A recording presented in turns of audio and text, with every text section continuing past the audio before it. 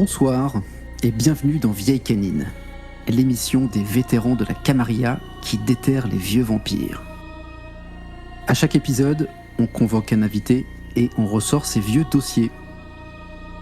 Moi, c'est Vincent et ça commence à devenir un rituel. J'ai le plaisir d'animer cette émission avec mon ami Jérôme. Salut Jérôme. Salut Vincent. Aujourd'hui, entretien avec un vampire. Non, 4 vampires. Pour cette pause estivale, on a eu envie d'un format un peu différent. Alors plutôt que d'avoir un seul invité qu'on passe au grill, on va échanger à plusieurs autour d'un thème dans un cadre un peu moins formel. Et quoi de moins formel que d'inviter le clan le plus bordélique, le plus décontracté du Brie de Mascarade, le clan le plus cool. J'ai nommé le clan Brouja, bien évidemment, qui est dignement représenté ce soir par nos 4 invités. Bonsoir Peggy. Bonsoir. Vincent, Romain et Nicolas. Bonsoir. Bonsoir les enfants. Alors, on vous garantit pas un épisode aussi structuré que les fois précédentes. La En merveille. tout cas, très content de vous voir tous les 4. Ça se trouve, ça va être inexploitable, mais en tout cas, on n'est pas à l'abri de se marrer. Alors, on va faire simple pour commencer. Pour ceux qui ne vous connaissent pas, est-ce que vous pouvez vous présenter rapidement, ainsi que votre personnage Brouja? Peggy, on va commencer par toi. Donc moi c'est Peggy et j'ai joué Jade pendant presque 10 ans, chieuse nationale. C'est un titre unique, ça. Oui, on a vu Voilà. Pierre. Ouais. Ah, vas-y Romain, à toi. Moi, c'est Romain, Brouja, Ancilla de Paris, Prévost de Paris. J'ai joué Sherlock Macpherson, qui s'est fait destituer de son poste au conclave de Carcassonne et qui n'a eu de cesse que d'essayer de le reconquérir. Compliqué. Vincent, mon homonyme. Qu'est-ce qu'il y a? Bah, toi, t'es qui? Alors, Romain Bertrange, voilà. J'ai officié en tant que à peu près tout ce qu'on pouvait me faire comme connerie dans ce jeu à la con et Cardinal Simon qui m'a prostitué. Je tiens quand même à le rappeler. J'ai touché pas mal d'oseille grâce à ça quand même. Ouais. On en discutera. Il y a des sujets quand même que je ne peux oublier et qui ont fait la fortune de mon psy. Merci. Et pour finir, le dernier mais pas des moindres, Nicolas. Nicolas, moi j'ai joué Acquéron il y a fort longtemps de ça, qui officiait plutôt en région du Grand Ouest, à Angers. Je me suis un peu déplacé à Paris où j'ai rencontré cette joyeuse bande de loustiques et aussi sur Orléans et Nantes à la grande époque. Et j'ai arrêté au tournant de fin 99, début 2000. Et les autres, c'était les mêmes périodes, si je me souviens bien à peu près. Un petit peu plus. Ouais. Ouais, moi j'ai fait des recherches, parce que je Ah, voulais moi, pas dire j'ai- trop de conneries. Vas-y. Autant Donc, de- j'ai pas autant de chercher. commencé en 95 à Paris, j'ai vite atterri à Versailles et j'ai joué jusqu'au moins 2004-2005. Ah ouais. On est à peu près pareil. T'as arrêté après Melun, je crois, Peggy. Ah, j'ai fait encore quelques trucs après, ouais. Ouais, à peu près pareil. Commencé en 95, la toute première partie de Saint-Quentin. J'ai fait la partie d'initiation de Paris pour voir si le chapitre allait démarrer ou pas. Et j'ai terminé après Melun. Peut-être 6 mois, 1 an après le conclave de Melun. Ouais, moi j'ai dû jouer, c'est ça. Ça a dû être 95, 96 peut-être, ouais, quelque chose comme ça. Ouais, c'est ça, Romain. On a commencé ensemble tous les deux, de toute Ouais, on façon. a commencé ensemble. Fin 95, ouais. J'ai fini bien avant, je crois que j'ai dû terminer genre 2001, quelque chose comme ça.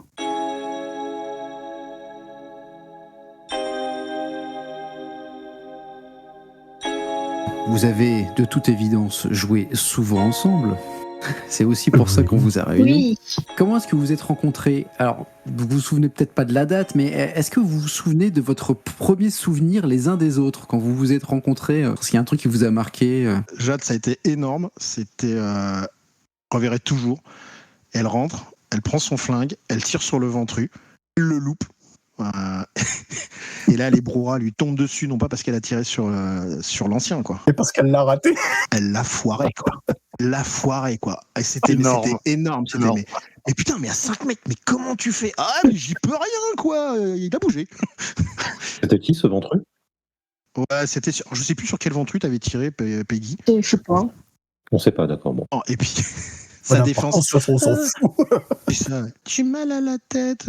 Oh, elle a été dominée. Oh oui, ça doit être ça, oui. C'est passé. C'est pour ça que tu as fini à Versailles, Peggy, en fait? Tu as fui? Oui, parce que j'ai été bannie de Paris. Ah, c'est drôle. D'accord, très bien. Je m'en rappelais pas. Du coup, tu étais très sage à Versailles, Peggy. Moi, je m'en rappelle, j'ai jamais eu de soucis avec toi. Bien sûr que j'étais très sage, Bertrand, Voilà. je peux en témoigner. Bertrand était moins sage déjà, mais bon. Enfin, c'est on en dire parlera des un peu plus sages. Il y avait du taf, quoi. Et juste, alors moi, j'aimerais vous poser une question à tous les quatre. Comment est-ce qu'on devient Brouja? Qu'est-ce qui vous... quelle folie vous pousse vers ce clan, vers ce choix, en fait? C'était le meilleur clan. Bah Ni oui, Dieu ni maître. Ouais, c'est ça, ouais. Ni Dieu ni maître. c'est quand même le clan le plus drôle. C'est le clan par excellence où tu peux foutre la merde comme tu veux. Moi, c'est parce qu'en fait, quand j'ai commencé la Kama, je ne connaissais absolument pas l'univers de Vampire. C'est Pete qui m'a emmené, moi, je me rappellerai toujours, il me fait ouais, viens, il va y avoir une soirée et tout. Je me dis, mais je connais rien du tout, quoi. Donc, il m'a emmené à l'époque, accrochez-vous, donc c'était porte de Versailles au salon du jeu et du jouet. J'ai fait une partie sur table, j'ai fait ok. On va présenter tous les clans. Le seul où je me dis on peut faire quelque chose, c'est les Brouras. Donc, je réalise trop tard que c'était vraiment le clan le plus dur à jouer de toute la Camarilla, quoi. On va y revenir, ça, effectivement, mais c'est intéressant. Alors les autres, là, essayez de répondre à la question les uns les autres, parce que vous n'avez même pas terminé la précédente question, savoir quel souvenir vous aviez des uns et des autres. Laissez parler un peu le pauvre Nico, qui parle pas, par exemple. Moi, justement, je suis ancien, alors j'ai des problèmes avec ma mémoire et mes souvenirs. Je me souviens plus bien si je vous ai rencontré la première fois à une partie de Paris ou si c'était quand vous êtes venu à Angers. Quand on est venu à Angers, On a fait la délégation à Angers, vous nous attendiez. Ouais, c'est ça. on a été bien accueillis. On s'est pointé dans le bar, c'était épique. Enfin, tout était épique, quoi. Je me souviens, voilà, d'un super week-end. On avait peu dormi, on avait beaucoup rigolé, qu'on se connaissait pas ou peu, et ça tout de Ça a suite matché matché. direct, quoi. Ouais. Et que voilà. Puis après, on s'est revus pendant des années à un rythme assez soutenu, et c'était assez sympa. Et le choix du clan, moi, ouais, j'ai commencé à jouer, je crois que ça devait être fin 95 et 96 avec l'affreux Fouché. Et en fait, c'est grâce à lui que on faisait des parties de jeux de rôle ensemble. Et c'est lui qui m'a introduit à l'univers de Vampire. Et mon premier personnage en sur table était un Brouja. Parce que je pense que, ouais, à cet âge-là, à 18 ans, voilà, ça me faisait assez rêvé, quoi, ce clan Brouja, ni Dieu ni maître, etc. Et ça, c'est un amour de jeunesse, on va dire. Ça m'est resté, même encore aujourd'hui. Moi, pour ma part, ouais, j'ai commencé. C'est toi, Vincent, qui m'a incité. On se connaissait déjà bien depuis très longtemps avant. On faisait déjà du jeu de rôle sur table ensemble depuis un bon moment. Mm-hmm. Et puis on a traîné dans un sombre magasin du côté de Jussieu, Ouais. qui s'appelle l'œuf Cube. Je pense que toi, tu as commencé et on a fait une partie à Paris. Et ouais, c'est pareil, je connaissais pas trop. Et effectivement, quand j'ai vu un peu la liste des clans, je dis ouais, Brouja, ouais, c'est bien. J'avais un peu à cette époque-là une âme un peu bœuf, quoi, un peu bourrin. En gros, si ça tape pas, je m'amuse pas. Puis finalement, je me suis pris d'affection pour ce clan et sa philosophie, et j'ai essayé de la jouer, sachant que j'avais une petite dualité quand même, parce que j'aimais bien le côté rebelle, mais je voulais quand même avoir un peu la main mise, un peu comme à la Saluste, mais en moins pourri, quoi. Je peux pas te laisser dire ça.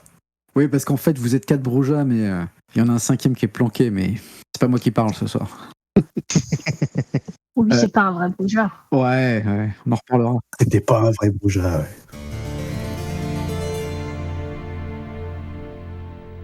Le clan Brouja, de mémoire, il y avait différents courants de pensée, c'est ça? En tout cas, dans le jeu de rôle des archétypes, édité par Whitehall. Ah ouais, il y avait 3 pauvres trucs. Tu peux me laisser parler, Fortin? Bah ça y est. Ah ouais, tu vois, ça y est. Reviens bien l'ancien, ferme ta gueule. Fortin, tu vas payer, quoi. Ok. T'envoies des hommes tout de suite.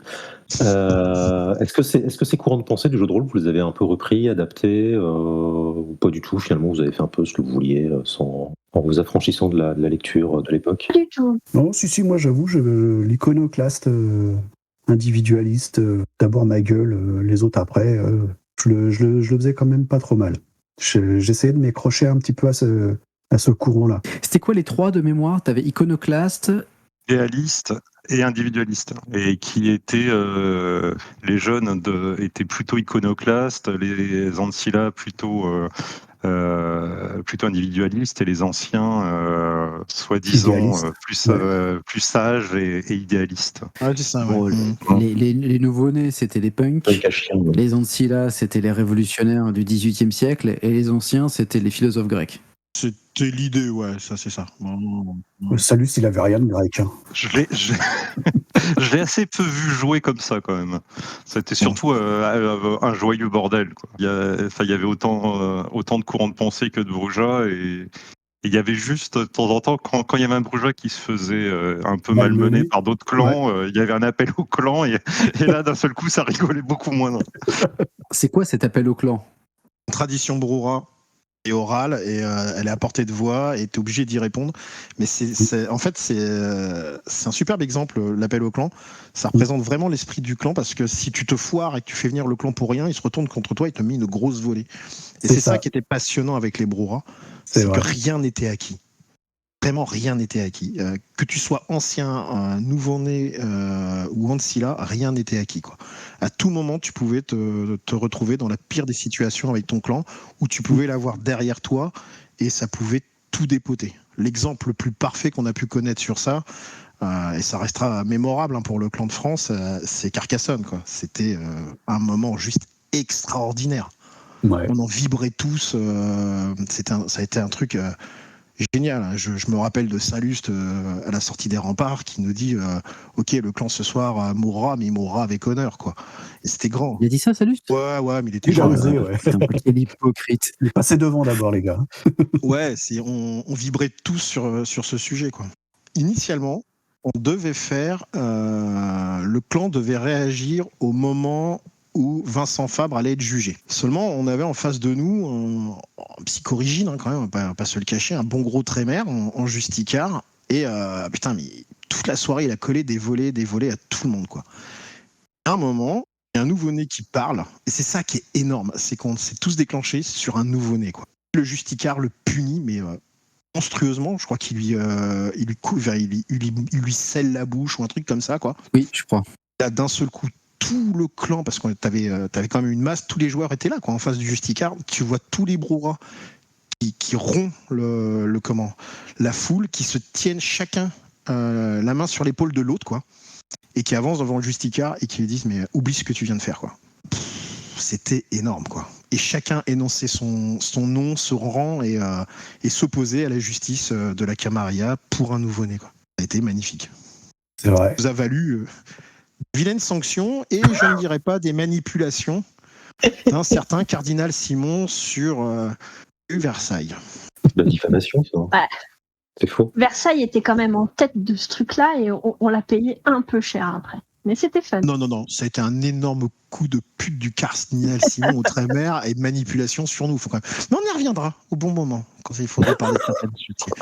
Tu y étais, Nico, donc tu t'en souviens aussi? Non, j'en ai longuement entendu parler de ce conclave, mais non, je n'y étais pas, celui-là.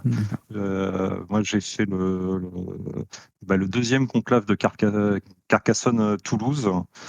Et en conclave, j'ai fait celui qui était, je crois, en Boise, à côté d'Orléans. C'était en 99, où il y avait le jugement, entre autres, de Maëva à Quiron, Oui. sur des faits qui se seraient passés autour de la Révolution française, mais on était innocents de tout. Enfin, d'ailleurs, on s'en est sorti, mais de manière assez sublime.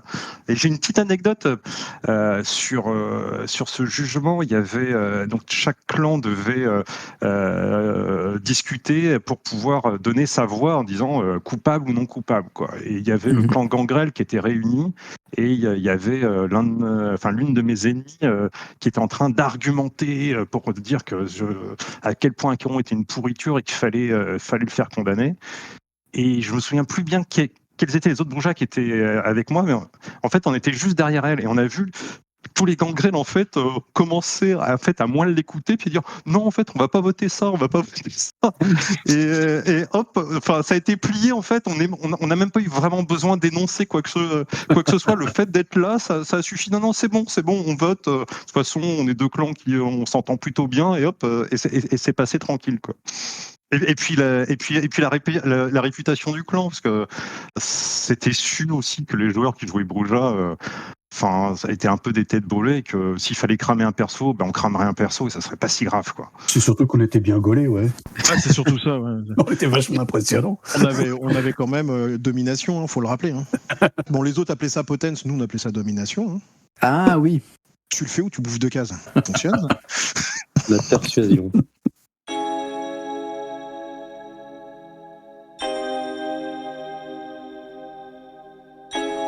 Il y a eu d'autres appels au clan dans vos souvenirs ou c'était le seul, Carcassonne?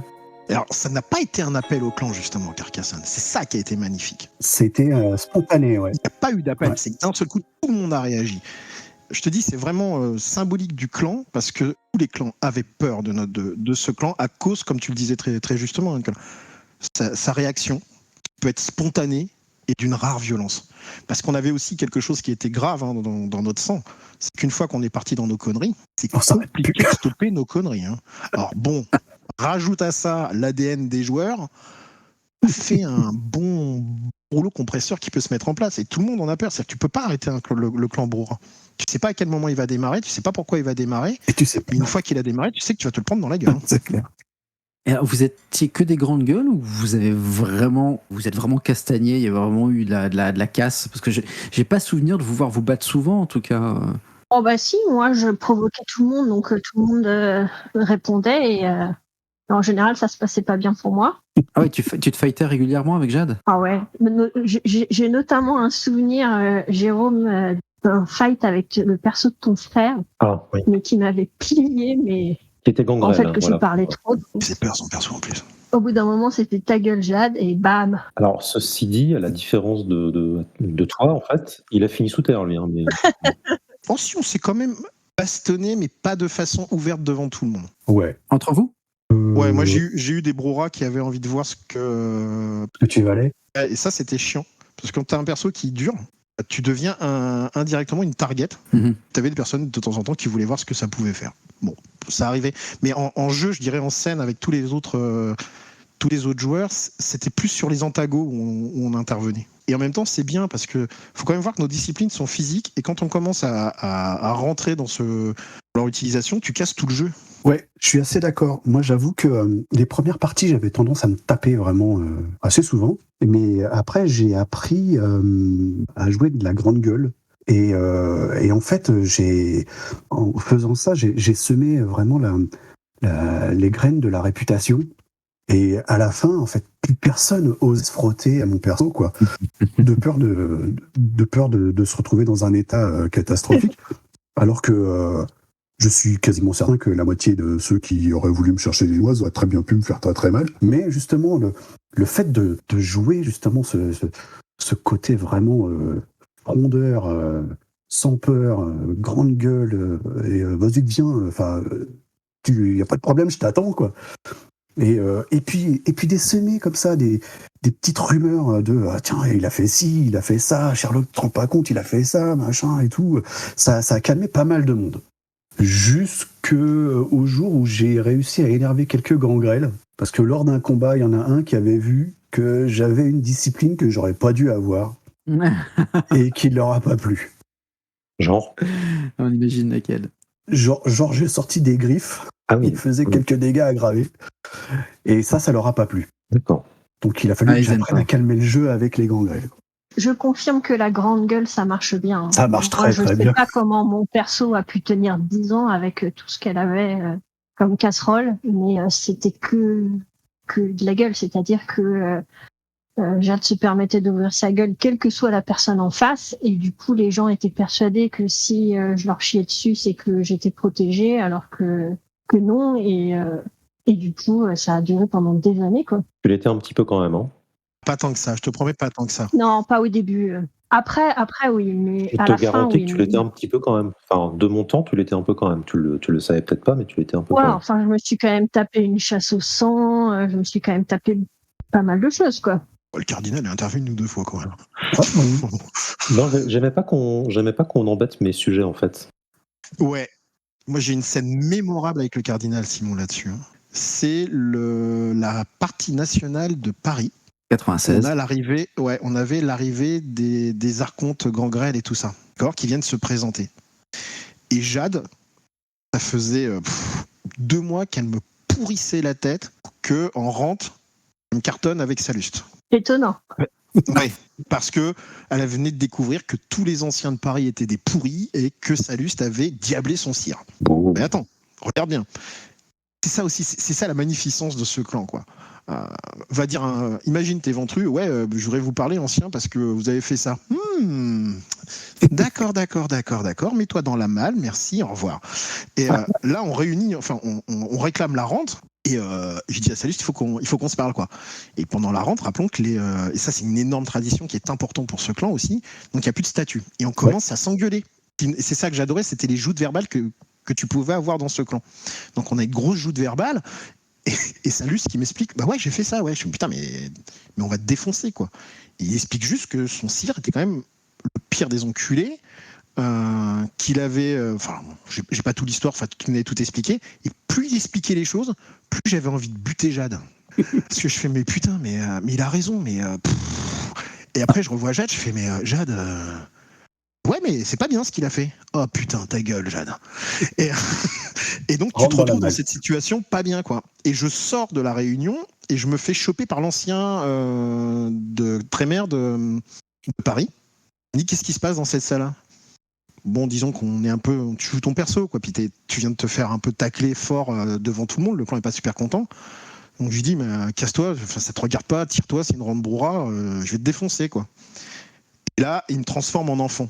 Je chope et il me transforme en bébé. Donc je le joue, moi. Là, je tombe sur qui? Je tombe sur le cardinal Simon et son sénéchal qui était joué par Johan à l'époque. Et donc je le joue. Là, je vois le cardinal, mais qu'est-ce qui se passe, mon petit Bertrand? Donc je lui explique, blablabla, lui, il a été méchant et tout. Bon, puis après, moi, tu te fous hors jeu parce que c'est fini, ta soirée est terminée, quoi. Tu peux pas revenir dans ton état normal avant plusieurs nuits. Et je vois le cardinal et le sénéchal qui lui tombent dessus en jeu politique, quoi.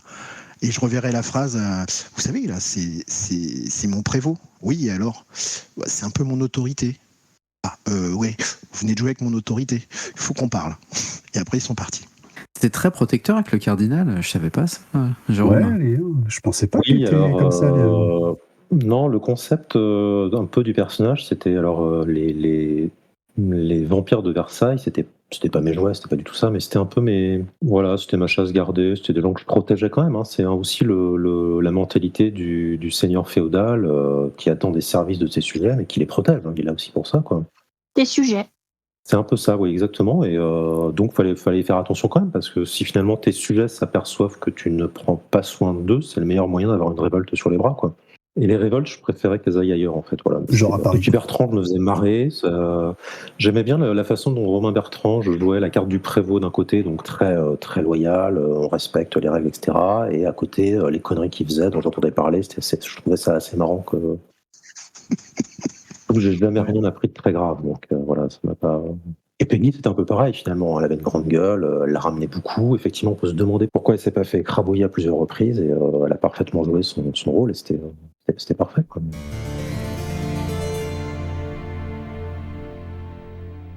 Pour revenir sur les rentes, alors on a reçu des ventrus avant vous, quelques-uns quand même, qui visiblement nous ont parlé de leur directoire où ils se faisaient bien chier.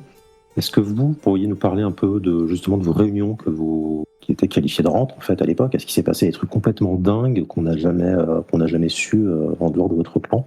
Oh ben, nous, il y avait de l'ambiance quand On même. est tous devenus des pros du chifouille. Putain. Les tartes, ça a volé, ça aussi.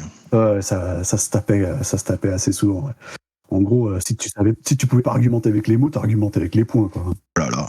Les joutes verbales étaient sympas aussi pendant les rentes, parce que tu pouvais interpeller un ancien, lui cracher un peu à la gueule gentiment, quoi, faire de la provoque. Moi, jouait bien avec ça, quoi. C'était le fait de plus avoir les statuts et puis de pouvoir gueuler. Et c'est un côté vraiment fun à jouer, quoi. Les réunions Bruja, c'était quand même quelque chose. Ouais. On s'emmerdait pas. Hein. C'était l'occasion de vous défouler dans ces endroits pour être un peu plus calme dehors, c'est ça ou... Au contraire, On sortait énervé. ça nous chauffait pour le reste. Ça vous chauffait, d'accord. Ça nous galvanisait. Ah, t'es bien comme il faut. C'est vrai que c'était aussi un lieu où tu t'entraînais pour le reste de la soirée, quoi. Ouais. Parce que ça clashait, il fallait avoir... Putain, mais là, le théâtre d'improvisation, c'était clairement ça, hein. Ça y allait à fond les ballons. Puis des fois, tu te retrouves avec des argumentaires, tu fais... Puis t'as des mecs qui te déconcertaient. Moi, je me rappelle de Chanclava. Non, mais calmez-vous. Il faut pas réagir comme ça. Tu le dézinguer. On touche pas à Chanclava. Ouais, alors voilà. On touche pas à Chanclava, Bertrange. Ah, mais là, il enlève ses tongs. Hein. Mais si tu veux, c'était ça qui était magnifique dans ce clan, c'est que tu pouvais tout jouer. Tu avais vraiment, tout le monde avait sa place et tout le monde pouvait obtenir son respect. Tu vois, là, je déconne sur Chanclava, mais si quelqu'un avait touché à Chanclava en ma présence, je le démontais, quoi. Et c'était ça qui était magnifique avec ce clan. J'ai retrouvé nulle part, parce qu'après j'ai joué d'autres persos en antagonisme et tout, c'était pas du tout la même chose, quoi. Je crois me souvenir qu'on demandait à ceux qui avaient majesté de le désactiver pendant les rentes. Ah, c'est possible, ouais. Oui, Ouais. d'ailleurs dans la rente où on s'est parlé tous les deux, tu l'avais désactivé. Absolument. Ce qui coûte, je vous rappelle, ce qui coûtait un point de Wilpo quand même pour le désactiver. Hein. Il fallait 1 mois pour le récupérer. On n'avait pas 10 000, quoi. C'est pour ça que je jamais utilisé. J'ai pas majesté, ça sert à rien. Ah non, c'est chiant, les mecs ils viennent pas te frapper. Les vrais hommes utilisent Potence. Exactement. Comme disait Greg Bouet à l'époque. Ah, vous avez parlé, vous en avez cité quelques-uns. Est-ce qu'il y a d'autres personnages Bruja qui vous ont marqué? Dante. Oui, Dante. Parlez-nous un peu de Dante et de tous les autres, ceux qui vous ont marqué. Il a fini marquis de Versailles. On a déconné ce jour-là. Et moi, j'étais son prévôt. Putain, on a grave déconné ce jour-là. Oh, on a été trop loin. tu m'étonnes. C'était particulier. Lui, il est vraiment un rôle politique. Le gars qui allait magouiller avec tous les clans, qui avait des influences au niveau national. Le mec qui était capable d'intervenir. Alors nous, les influences, si en gros on était capable de se commander un kebab, on était content. Et lui, il avait des influences au niveau national. Il avait un rôle beaucoup plus diplomatique, relationnel. Il doit aussi un peu nous apaiser quand même, je trouve. Oui, c'était bon. Qu'est-ce que t'as encore fait comme connerie? Ah oui, ça c'était à peu près tout le monde qui te le disait. Surtout Dante et Bertrange. Bon, forcément, Vincent Fabre, parce que c'était un peu le parrain de notre lignée, donc il a quand même marqué, même s'il n'a pas joué super longtemps. Non. Il était présent très très très très longtemps dans les chroniques nationaux.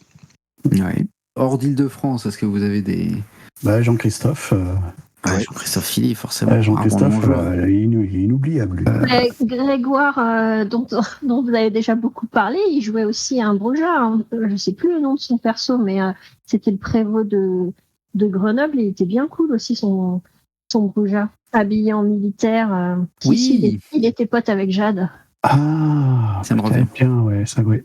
Il y avait le prévôt d'Orléans aussi que j'ai beaucoup aimé. Federico Garcia. Il était tout le temps avec un holster. Oui, c'est ça. Il était très cool. À Orléans aussi, il y avait Sylvain, non? C'est un ancien Bruja sur Orléans qui était habillé en militaire, tout en costard de militaire. Et puis si, William Eisler, qui était aussi un Bruja. Mais bien sûr, William Eisler. Le borgne. Le borgne, c'est vrai. Oh là. Ça, avec Salus, c'était les deux Brujas que le reste du clan aimait détester, quoi. C'était un bonheur, quoi. Ah, c'est vrai qu'on a eu voilà, on avait un petit peu de tout. Tu passais de Chanclava, Peace and Love, un doux, tu comprends, vers la voie de la rédemption. Ouais, ok, super. Et William Eisler. Bon, bah ok. Et Pierrot, c'était un Bruja aussi, Pierrot. Ouais, Pierrot, c'était un Bruja aussi. Ouais. C'était l'enfant de Bertrange. Qui avait la même particularité qu'Acquéron. Pleurer du sang. Il pleurait du sang, ouais. C'est quoi ça, cette larme de sang? Pour Pierrot, je sais pas. Pour Acquéron, c'était en fait Acquéron, c'est l'un des fleuves des enfers et je crois littéralement, ça veut dire celui qui roule des douleurs. Et Acquéron était en fait un grand sentimental. C'est d'ailleurs pour ça qu'à un moment donné, il y a eu une relation avec Jade qui était houleuse. Il y a eu des hauts, des bas, beaucoup de bas. Et donc, c'était une sorte de faiblesse de personnage. C'était que, quoi qu'il fasse, il ne pouvait pas masquer ses larmes de sang. Et c'est aussi un signe distinctif pour reconnaître le personnage. Mais je me souviens que, du coup, en jeu, j'ai eu pas mal de questions d'autres Brujah qui me demandaient quelle était la filiation avec Pyro, puisque c'était aussi l'une des particularités de Pyro de pleurer du sang. C'était Jade aussi qui l'avait fait pleurer. Ouais, voilà, c'est ça, mais Jade, elle a fait pleurer tout le clan à un moment donné. Puis, on ne peut pas ne pas citer Victor Melman, joué par Feu Croc, qui nous a quittés. Donc, c'est important d'en parler un petit peu aussi. Une des grandes belles figures du clan Brujah.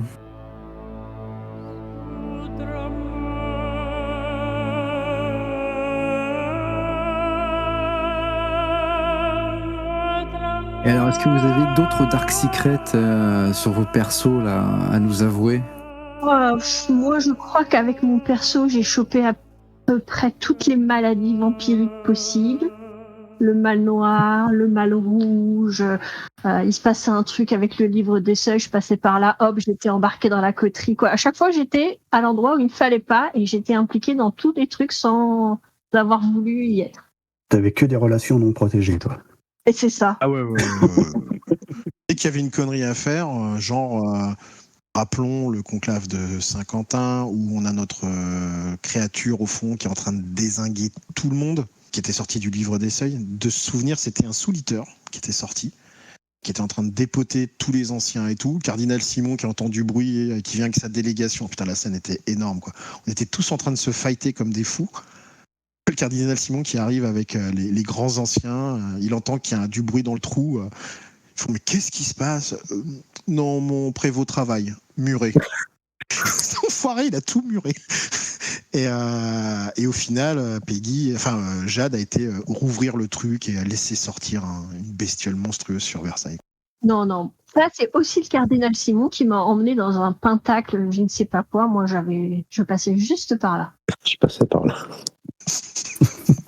Un Dark Secret sur Bertrange, c'était un agent du sabbat, mais sans qu'il le sache. En fait, il a continuellement été lié à Fabre. Quand Fabre est parti dans le sabbat, il obtenait les informations par Bertrange.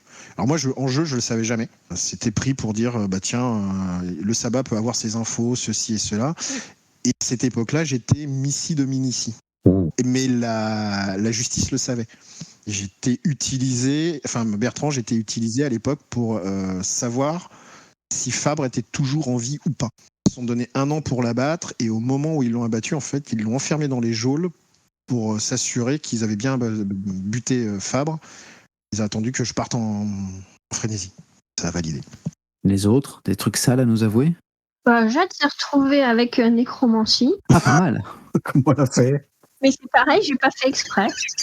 Ah oui, tu passais par là. Je sais plus d'où ça sort, c'était une histoire avec Marc Hernandez, un truc lié aussi au livre des seuils où je me suis retrouvée avec ce pouvoir, mais sans l'avoir demandé.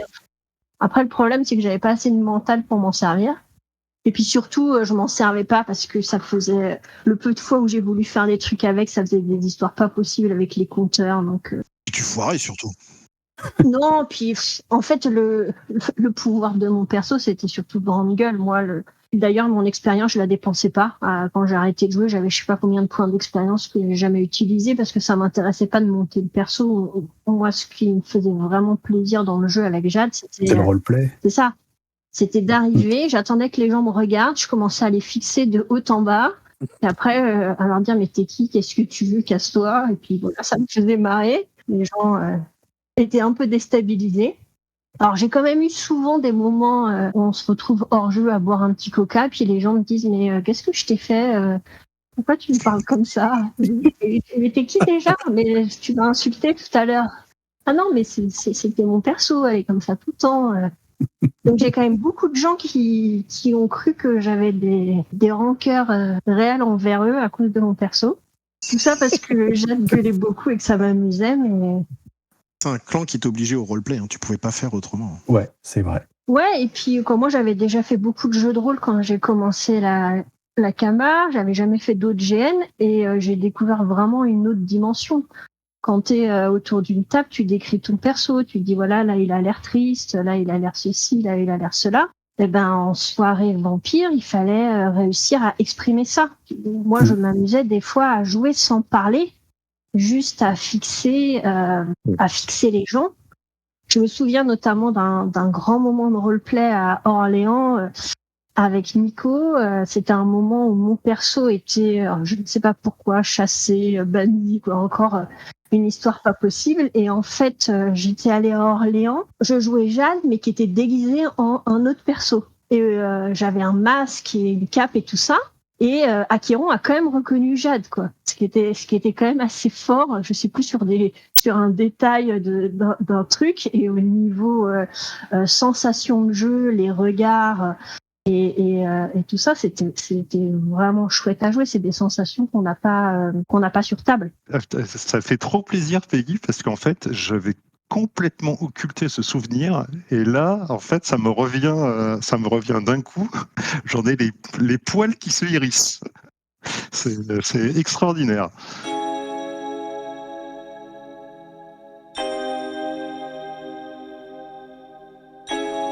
Ah, on a eu des belles scènes, on a eu des bons grands moments, hein, tous, hein, surtout de façon générale, hein, sur la Camarilla, mais c'est vrai que le clan Brora t'oblige à faire du roleplay, et je dis c'est vraiment le clan le plus dur à jouer, c'est aussi à cause de ça, c'est que t'es en feuille blanche, tu peux tout jouer.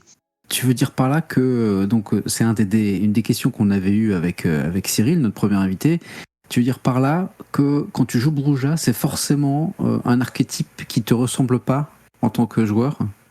Alors ça, c'est le rôle du premier perso. Non, c'est pas un archétype qui te ressemble pas. C'est une part de toi. Quoi qu'il arrive, c'est une part de toi. T'es obligé de puiser dedans. Alors généralement, c'est la part sombre que tu peux aller chercher. Moi, à la base, je suis quelqu'un d'hyper timide à la base. Eh ben purée. Ça s'est pas vu. Hein. T'as quel roleplay? Mais je te jure que la Camarilla était une vraie thérapie pour moi à ce niveau-là. C'est que moi, c'était compliqué de parler avec les gens. Et par ce premier perso, tu te forces à jouer quelque chose d'autre. Tu vas puiser dans une partie qui peut être sombre à certains moments. Bertrange, quand il a évolué à devenir hyper noir, c'était aussi une part qui pouvait être en moi à ce moment-là, mais aussi une part d'évolution du personnage. Alors, au départ, tu vas piocher dans une part de toi et que tu vas faire évoluer, et une fois que tu maîtrises un peu tout ça, tu commences à construire un personnage qui va prendre sa réelle identité. Tu vas t'en dégager et tu vas faire apparaître le vrai personnage. C'est un peu ce qui est arrivé au mien sur la fin. Sherlock, en fait, dans son historique, c'est pareil. En fait, il a failli être infanté par un ventrou du sabbat. Mais il a été justement sauvé de ça par un Brujah qui en a profité aussi. Du coup, il était parti dans un fight contre ce ventrou. Donc c'est pour ça que Sherlock avait une profonde détestation du sabbat. Mais dans son historique, le ventrou était un perfide, en plus d'être ventrou et du sabbat. Ça fait beaucoup. En fait, ce salopard a pris la fiancée de Sherlock, qui devait se marier lors de son vivant, et qui a infanté sa future femme.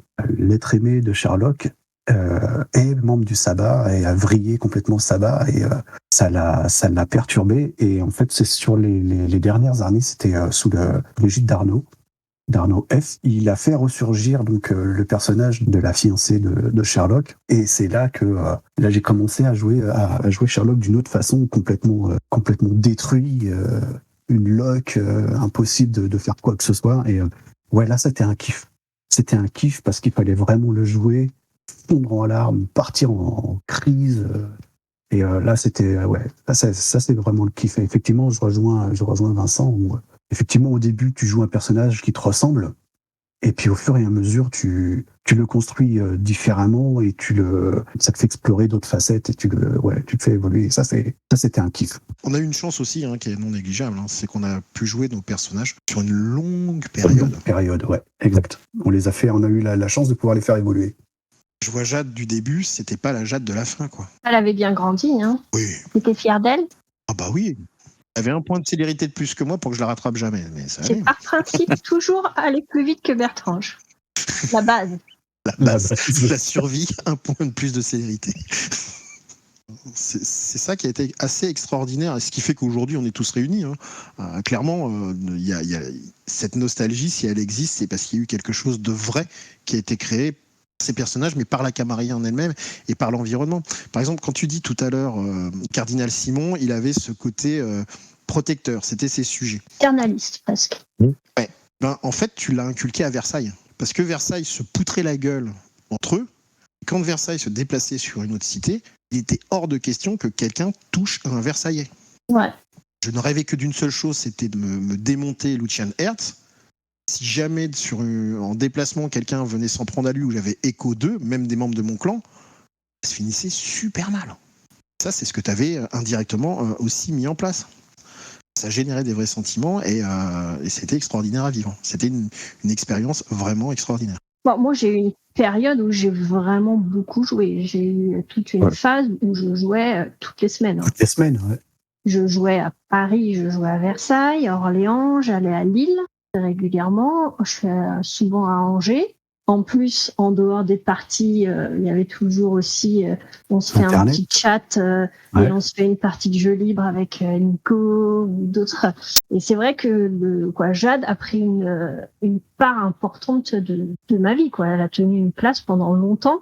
Et c'est vrai aussi que du coup, quand je l'ai rejoué au dernier conclave, ça m'a un peu mis une claque parce que j'avais arrêté de jouer progressivement, mais j'avais pas dit au revoir au perso. Et la suite du dernier conclave, c'était un peu spécial, quoi. C'était le but. On voulait absolument baisser le rideau. Ouais. Et que chacun puisse tirer le rideau, alors que personne n'avait eu l'occasion de le faire. Mais c'était rude. Moi, j'en ai quand même un souvenir amer, quoi, tu vois. Alors, on a bien bossé. C'est peut-être pour ça que je suis pas allé finalement. C'est un acte manqué. Je voulais pas qu'il meure.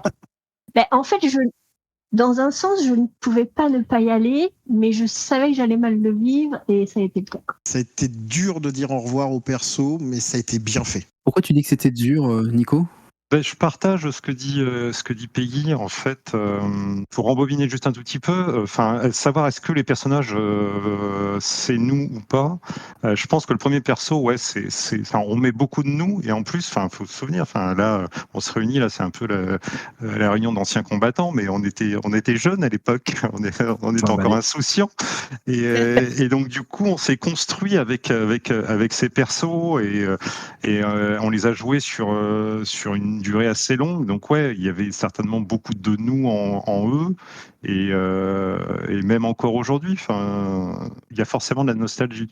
Et donc du coup, comme Peggy, le dernier conclave, je me voyais pas ne pas y être, surtout la mise en scène que vous avez fait, pour nous retrouver, moi, littéralement, il y a la plupart d'entre vous, je vous avais pas vu depuis quasiment 20 ans, quoi.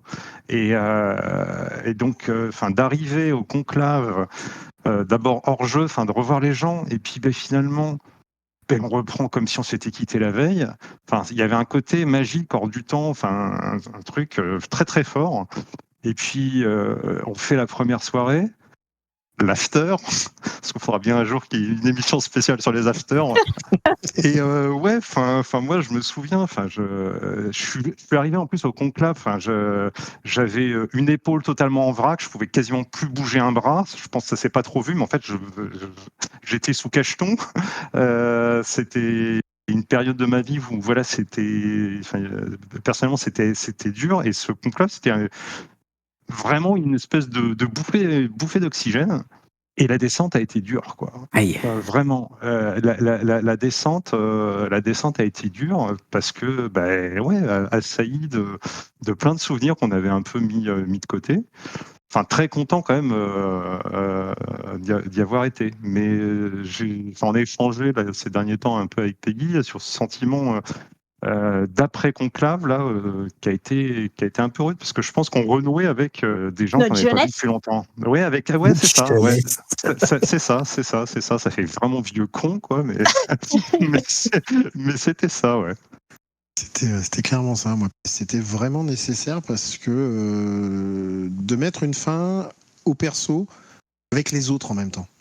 Parce que la fin au perso, indirectement, quand t'as arrêté de jouer, il y a des raisons qui vont faire que, mais t'avais commencé à mettre un petit peu le couvercle. De le faire correctement, je trouve que c'est ce que m'a apporté le dernier conclave. Alors c'est dur, hein, parce que tu te dis, maintenant, plus jamais je pourrai jouer. C'est fini, il est parti, et il est bien parti. Il est parti avec ses copains, il est parti avec tout le monde, tant mieux. Donc c'est pour ça que je remercie vraiment sur le dernier conclave, ça a été génial. Et puis surtout, on a revécu, et là c'est ce que vous disiez, hein, les avant et after, parce que la Camarilla, c'est quand même principalement les avant et les after. Parce qu'en jeu, on faisait les cons, on faisait plein de trucs, mais pour voir le temps qu'on a pu passer tous ensemble et les souvenirs on était en construction, on avait 20 ans quand ça s'est fait, tous ces sujets-là. Moi, j'ai encore en tête de voir Ziggy qui déboule avec tout le monde à la porte à 3h du matin. Vincent, tu veux pas nous faire des crêpes? Pancakes. Ouais, on fait des pancakes, mais moi, les gars, dans 4 heures, je me lève, quoi. Ouais, on te dépose au boulot, t'en fais pas et tout. Et après, on enchaînait les conclaves, on faisait tous ces trucs. Tu vois, c'est des souvenirs qui sont terribles. Quoi. Magique. C'est magique. 20 ans après, je revois toute la scène, quoi. Je fais, qu'est-ce que vous foutez là? Ah, fais-nous des pancakes. 3 heures du mat, quoi. Moi, j'ai aussi pas mal de souvenirs de resto ou de ciné que j'ai fait avec les uns et les autres et où on était tout le temps en train de parler de Kama et machin a buté machin et il a bu son sang et puis des fois les gens aux tables à côté qui nous regardaient et on était vraiment dans un autre monde à vivre nos histoires. Il y avait ce côté-là aussi rigolo que on était les seuls à pouvoir comprendre en fait ce qu'on vivait avec nos personnages, quoi. C'est pour ça que c'était aussi très très compliqué pour les gens qui étaient extérieurs à ce monde-là et qui commençaient à rejoindre un peu nos vies. Voilà, il y a eu des petits moments d'incompréhension, de sentiments d'exclusion. Donc c'était c'était compliqué. Et puis bon, c'était le moment, c'était les signes pour tourner la page et passer à autre chose aussi, quoi. C'était une bulle, hein. Ouais, c'était une bonne bulle. C'était grosse vraiment bulle. bien. Mais une bulle. Une grosse bulle qui a permis à certains de développer certaines facultés.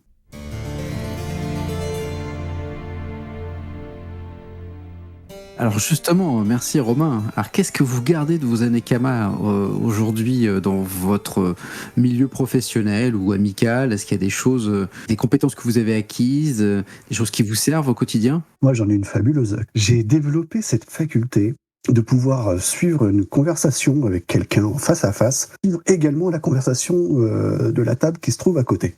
J'ai réussi à développer cette faculté et ça énerve ma femme à chaque fois parce que en fait, je suis capable de tenir une conversation avec elle et de lui raconter tout ce que disent les autres alentour. Tu as acquis Auspex hors jeu, c'est classe. C'est ça, Auspex hors jeu. J'ai oublié le nom du pouvoir. Peggy, t'as gardé des compétences? Je pense que pour moi, ça a été surtout un bon exutoire, tu vois, de pouvoir incarner Jade régulièrement, de pouvoir faire tout ce qui te passe par la tête et dire tout ce qui te passe par la tête, c'est un côté assez libérateur. Après, j'ai un peu peut-être trop gardé cette habitude, ce qui n'est pas forcément bien dans la vie de tous les jours, mais bon, ça a développé sûrement mon côté rebelle. Ça veut dire que tu manquais un petit peu d'assurance, c'est ça, à une époque, et que ça t'a permis un peu d'avoir les épaules un peu plus larges, c'est ça ou Non, je pense pas. J'ai toujours eu tendance à dire les choses comme elles venaient, mais je sais pas, ça a un côté vraiment plus de se lâcher, en tout cas dans le jeu, et puis de pouvoir explorer un peu d'autres facettes de soi-même, quoi. Nico, regardez des... Ouais, moi pour ma part, ce que ça m'a appris, en fait c'est assez rigolo parce que j'avais pas cette image-là, Vincent Fortin, de toi, de quelqu'un qui pouvait être timide, c'est pas le truc. Mais moi je l'étais aussi vraiment avant la Kama et même au début de la Kama. Et c'est un truc qui m'a vraiment servi au moment où je suis rentré dans le monde du travail. En fait, je me souviens les premiers entretiens professionnels. Je me disais que ça allait me faire vraiment peur. Et en fait, j'ai jamais eu peur, peu importe, dans tous les postes que j'ai pris, j'ai jamais eu peur parce que j'ai toujours abordé ça comme un jeu de rôle. comme une scène en fait, quoi. Et du coup, cette distanciation de jouer un personnage tout en se regardant, ça passait à chaque fois. J'ai gardé ça, une assurance dans le monde professionnel, comme si j'enfilais un personnage. Et malheureusement, ça vient aussi avec peut-être quelques mauvaises habitudes. Là, je rejoindrai Peggy sur le fait que quand il y a un truc à dire, je le dis. Et puis après, je me dis, ah ouais, mais lui, en fait, c'était peut-être pas la personne à qui dire ça et de cette manière-là. Mais bon, voilà, c'est fait, c'est dit. Bruja, un jour, C'est pour ça que t'étais Brora. Ouais. Voilà. C'est un peu ça, et sans trop m'apesantir sur la vie personnelle, aujourd'hui je bosse dans une grosse boîte de télécom, il n'y en a pas 15 en France, et en fait on est l'une des rares équipes là qui depuis 6 ans en fait, on est dans un groupe qui est très hiérarchisé, en fait on n'a plus de chef, on est une équipe qui est auto-organisée. Et à mon petit niveau, je suis très fier de pouvoir dire non, ouais, t'en parleras à mon chef. En fait, non, en fait, t'en parleras à mon équipe, quoi. Parce qu'on n'a plus de chef. Et voilà, donc c'est mon petit truc de Bruja que j'ai gardé dans la vraie vie. Ça fait un clan Bruja au boulot, Ouais, c'est c'est excellent. Ouais, c'est ça. Et toi, Vincent, t'as gardé quoi de tout ça au quotidien? Au quotidien, clairement, j'aurais pas eu la camarilla, je ferais pas le boulot que je fais aujourd'hui. Et c'est même un de mes N-1, un de mes cadres qui m'avait dit un jour, mais comment tu fais pour réagir aussi vite quand tu discutes avec les gens pour présenter les trucs et tout. Je m'étais surpris à lui dire, tu sais, j'ai eu une formation de 10 ans. Quand tu rentres dans une salle et que tu as 30 personnes qui peuvent te tomber dessus, tu as intérêt à être rapide en réflexion. Et c'est vraiment l'adaptabilité et la capacité à répondre du tac au tac. Ça, clairement, c'est la camarilla qui me l'a amené. Moi, je te dis, c'est pas une plaisanterie. C'est pour ça que je faisais souvent le con, mais je suis quelqu'un d'hyper timide à la base. Et la camarilla était vraiment un médicament sur ça. Et par contre, j'ai gardé le côté brouhaha aussi. Je te rejoins, Nicolas. Ça m'arrive de temps en temps de dire à mes clients un peu leur cas de vérité. Et ça passe pas toujours, quoi. Mais Vincent, quand tu dis que t'étais hyper timide, c'était avant ou après montrer tes fesses? Oh putain, oh la saleté. Qui n'a pas montré son cul de toute Ça façon? compte pas, ça, Peg. Quel Bruja n'a jamais montré son cul? Je montrerai jamais mon cul d'abord. On a des photos. Sûrement pas. Il n'y a aucune photo de mon cul. Oui, c'était une tradition qu'on avait en tant que Brora de montrer nos petites fesses. Juste pour dire qu'on était là, quoi. C'était pour faire réagir les gangrels, on leur montrait la lune. Ouais, qu'est-ce qu'ils hurlaient quand ils la voyaient? Ah, les greleux. Ah, j'ai hâte d'entendre leur truc, là. Ça va être un grand moment, là. Oh, les Greenpeace sur 2 pattes, là. Oh, putain. Vous avez un message à leur transmettre, peut-être, parce qu'on va les recevoir bientôt. Donc, c'est peut-être l'occasion.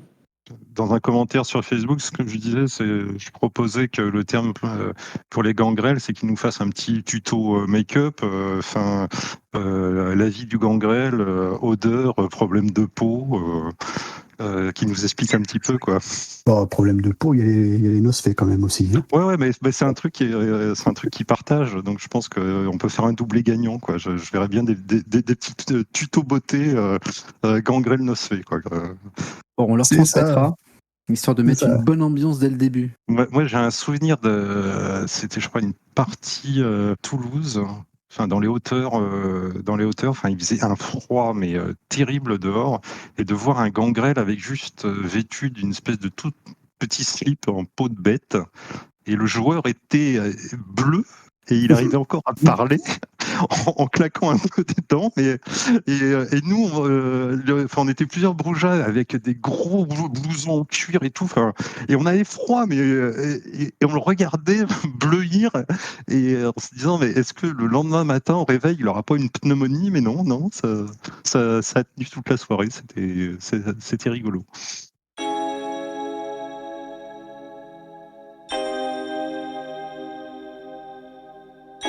En termes de costume, vous n'étiez pas le clan le plus compliqué à jouer. Hein.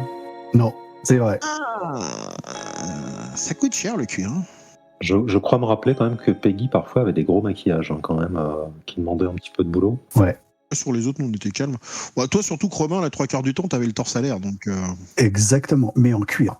Et en cuir, s'il te plaît. Ok. Et puis, en fin de soirée, t'étais quand même en quelle poète? Voilà, mais toujours le torse à l'air et en cuir. Mais je me faisais souffrir en mettant mes faux piercings, par contre. Ah oui, c'est vrai que C'était t'as des plein de faux piercings. C'était des faux. J'ai jamais eu aucun piercing. J'ai pas les oreilles percées, j'ai rien. C'était que des faux piercings, mais je t'avoue que il y en avait quelques-uns qui me faisaient un peu mal à la fin de la soirée. Prince Albert. Surtout le prince Albert. Surtout celui-là. Oh mon Dieu. J'espère qu'il n'y a pas des enfants qui vont écouter ça. Par contre, moi, j'avais juste une question pour la collégiale.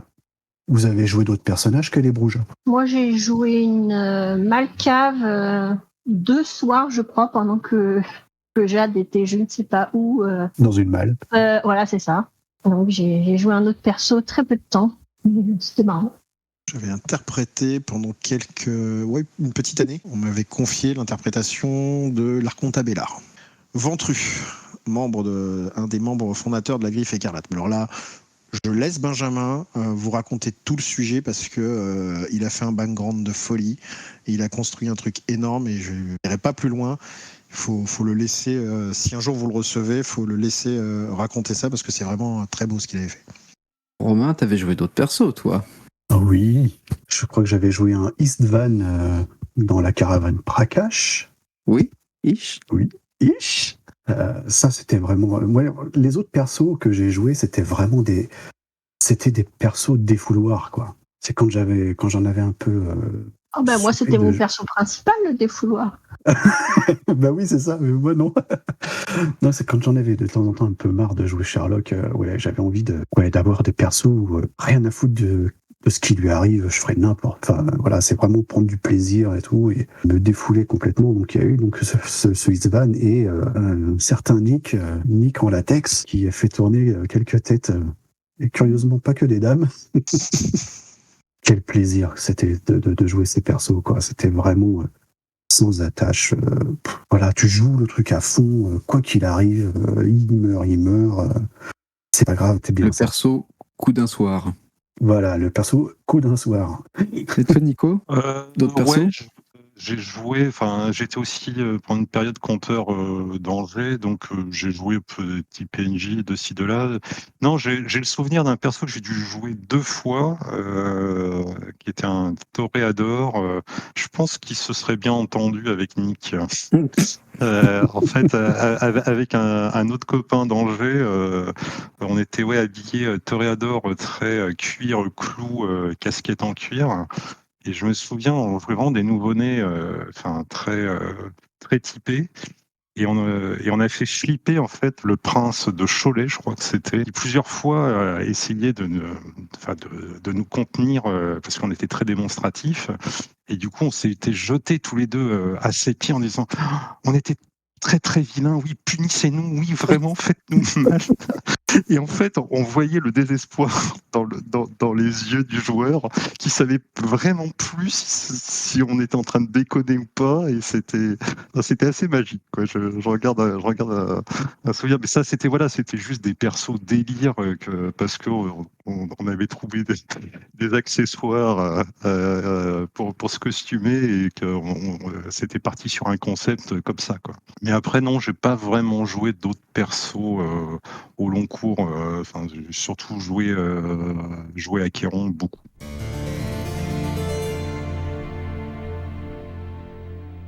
Mes amis, ça fait pratiquement 1h30 que nous discutons. Avec beaucoup de plaisir, mais on pense à nos auditeurs. On les a perdus depuis longtemps déjà. En tout cas, je peux dire que les gangrels, ils sont barrés. Hein.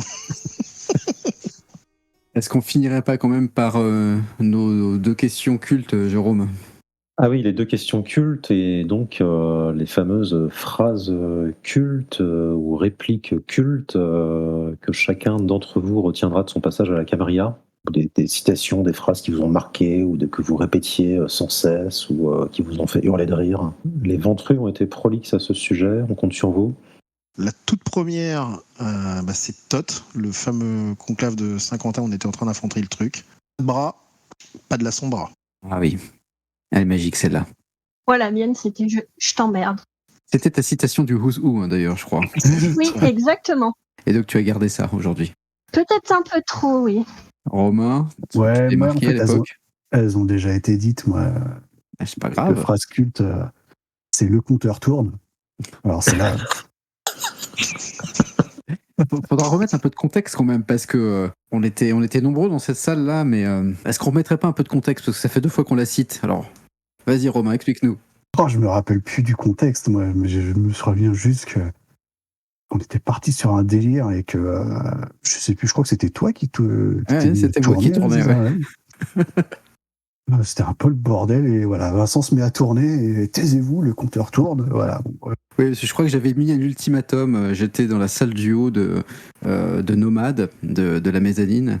J'avais donné un ultimatum aux nouveau-nés en leur disant voilà, vous avez 1 heure pour aller me retrouver, je sais pas quoi.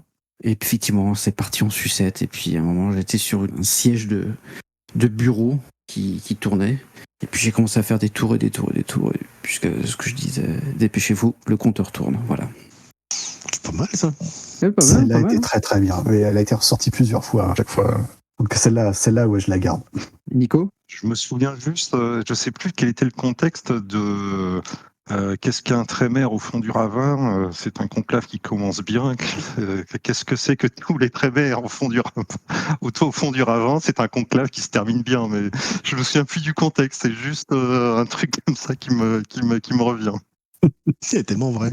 Alors la tradition aussi, c'est qu'en fin d'émission, on vous demande si vous voulez bien nous dire ce que vous venez un petit peu hors jeu, et ensuite, dans la foulée, si vous aviez une œuvre, un livre, une série, ce que vous voulez, un film qui vous a marqué récemment ou pas, que vous auriez à recommander à nos auditeurs.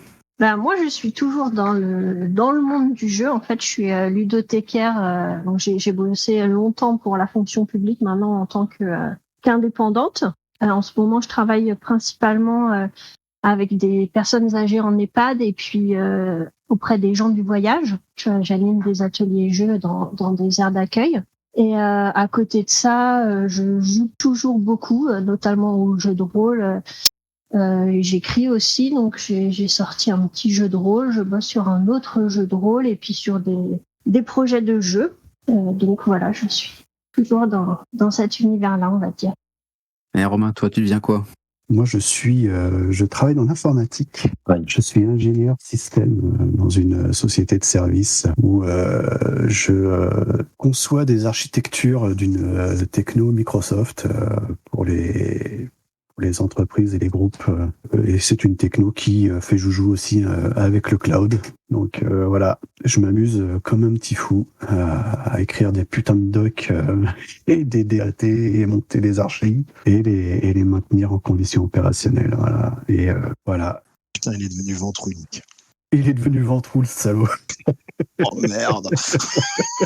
Et je t'ai dit, il a failli devenir ventroux. Ah non, mais il y avait un truc. Hein. Voilà. Et puis sinon, je suis marié, papa de 3 enfants merveilleux, 3 ados.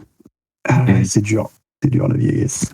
On ne vieillit pas, on gagne des disciplines, c'est tout. C'est ça. Nico ? Ben moi, je suis aussi plutôt dans l'informatique. Je fais du développement logiciel principalement sur les smartphones là, qu'on a tous dans nos poches. J'ai migré en Bretagne il y a bientôt... Non, il y a 8 ans maintenant de ça. Et j'y suis très bien. Je suis marié, j'ai 2 gamins, une fille de 13 ans et un garçon de 10 ans. Donc ouais, c'est aussi le début de l'adolescence. Et avec le télétravail, là, aujourd'hui, par exemple, t'es content que la journée se termine, quand même. Ouais, j'ai fait une grosse pause, moi, dans le jeu de rôle. En fait, j'ai arrêté la Kama en 99-2000 et j'ai arrêté tous les jeux pendant une bonne période. Et là, j'ai repris là depuis 2-3 ans et ce que je disais en introduction, ce qui est rigolo, c'est que je partage mes souvenirs en ce moment, parce que la chronique de Vampire que j'ai relancée, en fait, en PNJ, j'ai Saluste, j'ai Bertrand, j'ai Jade, alors Sherlock, c'est le perso de Sherlock, mais il s'appelle différemment, mais il y a lui, il y a William Eisler, en fait, ça permet d'être capable de faire des parties sans se prendre la tête, parce qu'en fait, la galerie de PNJ, je les ai en tête, quoi. J'ai juste à les sortir du chapeau, quoi. Et il y a Jade, hein, bien sûr. C'est rigolo, quoi. Et toi, Vincent ? Plus sérieusement, je suis senior delivery manager dans une société de services, donc une SS2I, ce qui revient à, en gros, un petit peu ce que je faisais dans la Cama. Hein, c'est un peu brouhaha, c'est-à-dire que tu gères une équipe, tu gères leurs conneries et tu vas les présenter aux clients et à ton patron et t'espères que ça va bien se passer, quoi. Donc tous les mois, c'est mon conclave. Voilà. Et papa de deux petits-enfants, donc une petite fille de 3 ans et un fils de 7 ans.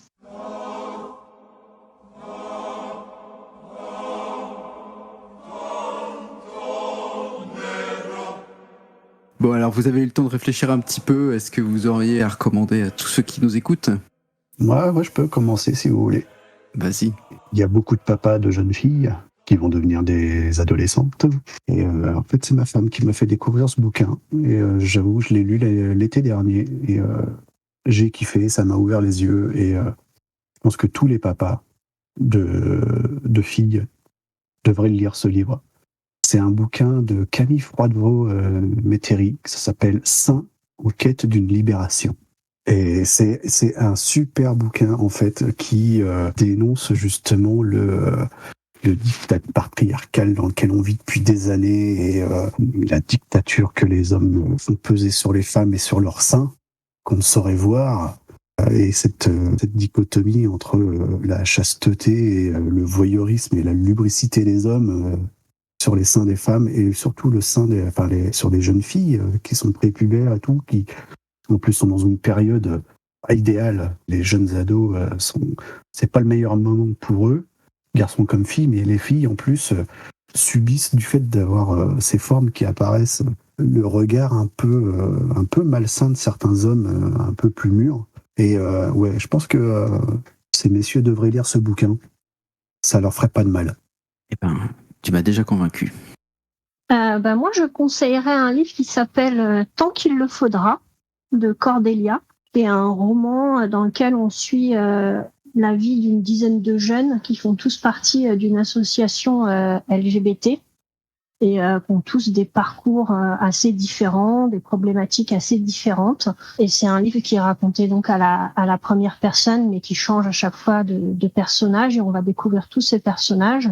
Donc, moi, j'ai trouvé ça très très bien écrit et très touchant de voir tous ces parcours différents et ces personnes qui se cherchent. Donc j'ai beaucoup aimé ce livre. Merci. Alors moi, c'est pas un bouquin qui est très récent, mais qui m'avait bien fait marrer à l'époque. Et puis pour une réunion Bruja, je trouvais que c'était pas mal. C'est Je gagne toujours à la fin de Tristan et d'Erne Vaquette. Je sais pas si vous connaissez le bonhomme. Vous chercherez sur Internet.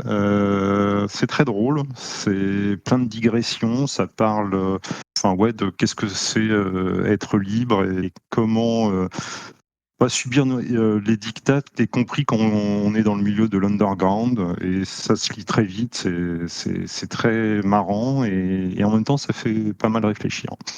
Alors moi, c'est plus une œuvre cinématographique qui est en, je crois, 5 volumes, qui est vraiment très bien parce que ça te permet de mieux comprendre la relation homme-femme. C'est Change de trou, ça fume, du 1 au 5. Franchement, c'est impressionnant, quoi. C'est vraiment impressionnant. Il y a des cadrages, des prises de vue, il y a des textes à la Audiard. Enfin, moi, je vous le conseille. Voilà.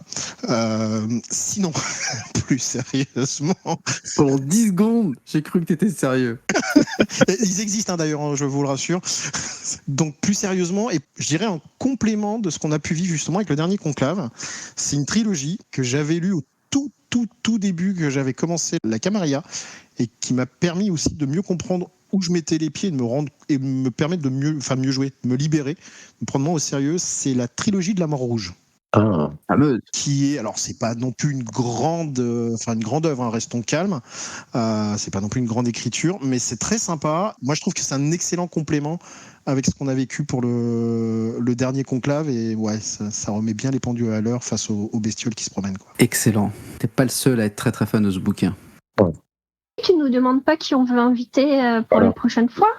Alors oui, Peggy, tu as raison. Qu'est-ce que tu aimerais voir dans cette émission ? Grégoire, bien sûr, mais il a déjà été sollicité. Et sinon, j'aimerais beaucoup entendre Jérôme S, alias Scapin. Ouais. Ouais. Putain. Ça a été un des premiers à me répondre quand on a fait les premiers teasers de l'émission. Donc, il est sur la liste. Moi, il y en a deux que j'aimerais bien voir. C'est Gus et Marc H. Absolument. Ouais. Deux grands noms aussi. Moi, j'aimerais bien entendre Greg, Willem Eisler. Ça me ferait plaisir. Après, j'aimerais bien.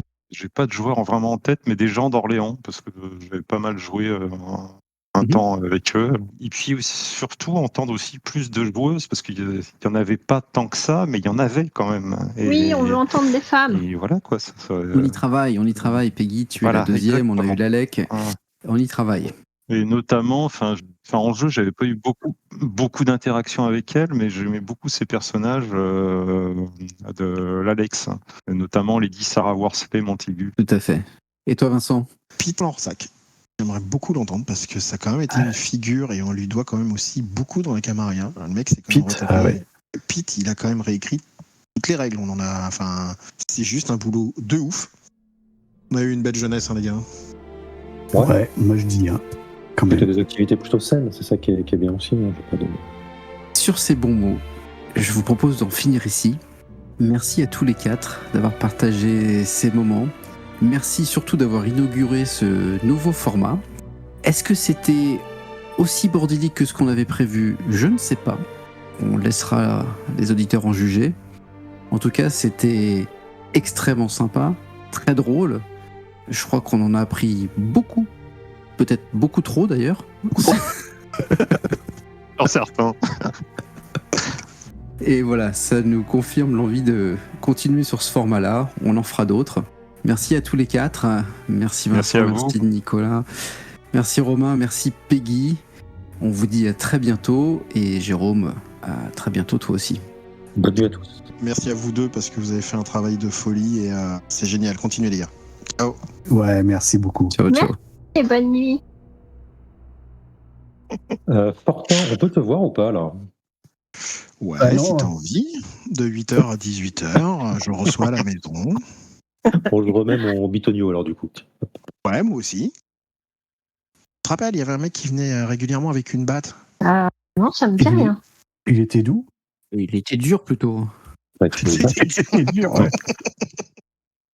Moi, je retiens juste que t'enfilais les personnages, moi. Je l'ai entendu. Que t'enfilais les personnages. Tu l'as entendu aussi, Jérôme? J'ai bien entendu, ouais, tu enfiles les personnages. Ceci dit, Romain, tu as enfilé quelques personnages, toi aussi, si on parlait, non? On fera une spéciale juste pour toi, Romain. On parle en jeu ou hors jeu? Oh, ben un peu les deux.